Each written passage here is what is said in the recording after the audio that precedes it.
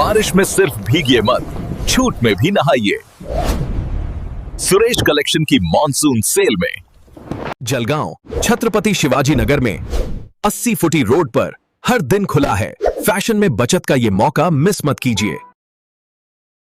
नमस्कार, मैं हूं आनंद शर्मा और आप देख रहे हैं इंडिया अब तक समाचार।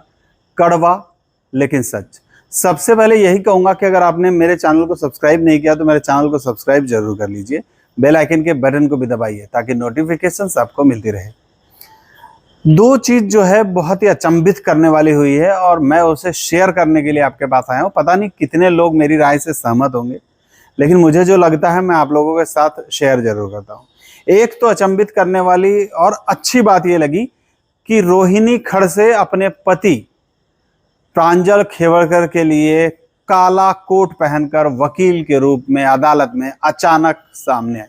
इस बात की अपेक्षा किसी को नहीं थी, इस बात की सोच किसी को नहीं थी, लेकिन ये हुआ, ये घटित हुआ और इस घटना ने एक फिल्म की याद दिला रही। वहां जब सीन चल रहा था, वहां जब रोहिणी खड़से आई थी और सभी लोगों ने देखा तो ऐतराज फिल्म याद आ गई, जिसमें करीना कपूर जो है वो अपने पति अक्षय कुमार के लिए अदालत में भिड़ने के लिए तैयार हो जाती है। जब वकील घायल हो जाता है या लोग उनका साथ नहीं देते हैं, तब एक पत्नी आगे आती है और यही पत्नी रोहिणी खड़से के रूप में अभी प्रांजल खेवड़कर के सामने आई है। हालांकि उन्होंने कुछ भी मीडिया के लिए नहीं कहा, उन्होंने सिर्फ स्पष्ट शब्दों में ये कहा कि अभी ये जो मामला है ये कोर्ट में न्याय प्रविष्ट है और इस पर कोई भी वो भाष्य नहीं करेंगे। अरे खाली धर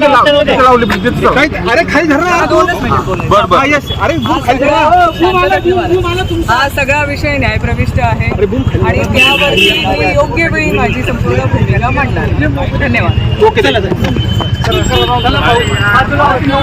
ये बहुत अच्छी बात है, एक पत्नी अपने पति के लिए वकील के रूप में भी आगे आती है। उनका जो हुनर था वो अब निखर कर आएगा।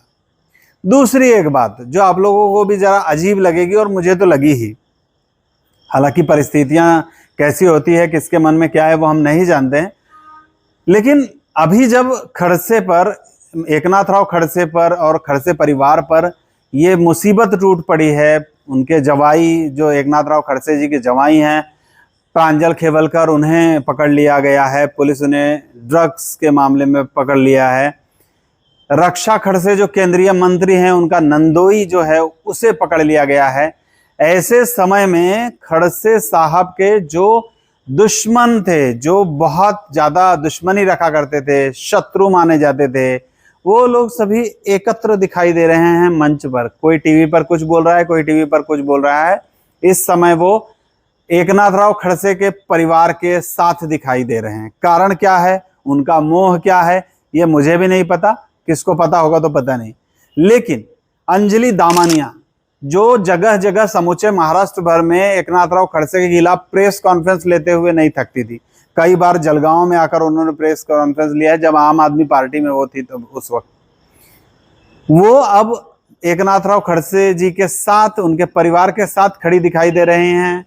महाजन और बाकी सारे हनी ट्रैप और देवेंद्र फडणवीस पर लगातार आवाज उठाई जा रही है। मला जी सगळ्यात जास्त मदत कोणी केली असेल तर ते गजानन जे जळगावचे आहेत, गजू भाऊ आहेत आणि चंद्रकांत पाटील आहेत। त्यांनी काही पेपर्स दिले होते। फडणवीसांकडनं देण्याचा किंवा घेण्याचा प्रश्नच उठत नाही, कारण तेही त्यांच्यासारखे राजकारणी आहेत। इतक्या खालच्या दर्जाचं राजकारण फडणवीसांनी केलं की एका महिलेला पकडायचं आणि माझ्यावर खोटे खटले दाखल करायचे। तर खडसेंना मला ठणकावून सांगायचंय, खडसे हे खालच्या दर्जाचं राजकारण तुम्हाला येत असेल आणि तुमच्या मित्रमंडळींना येत असेल, आम्ही राजकारणही करत नाही आणि खालच्या दर्जाचं कधीच नाही आणि कोणाच्या सांगण्यावरून तर बिलकुलच नाही।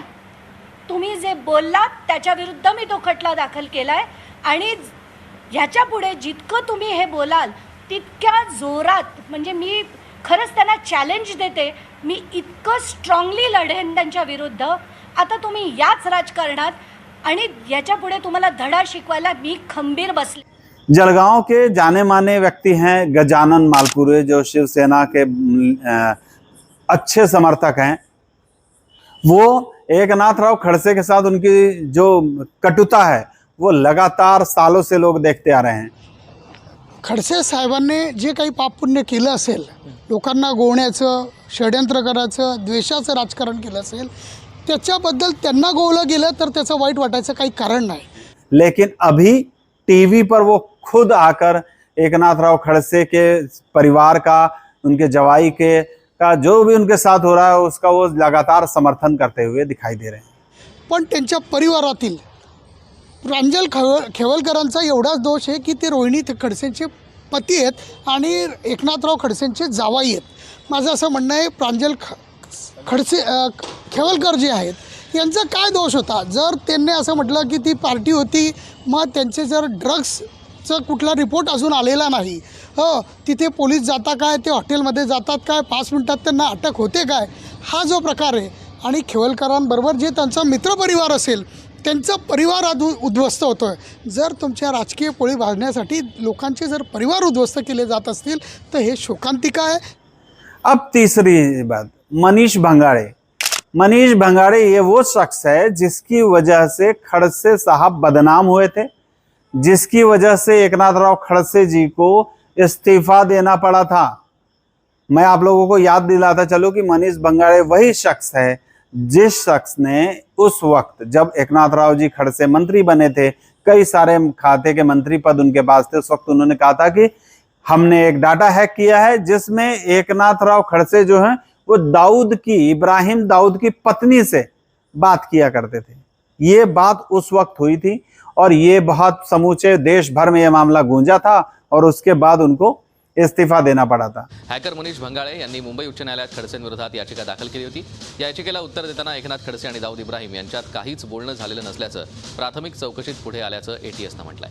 तो अभी ये जो तीनों नाम मैंने लिए, अंजलि दामानिया, गजानन मालपुरे, मनीष भंगाड़े, ये उस वक्त पिछले समय में एकनाथराव जी खड़से उनके परिवार के लिए बिल्कुल ही कटुता रखते थे।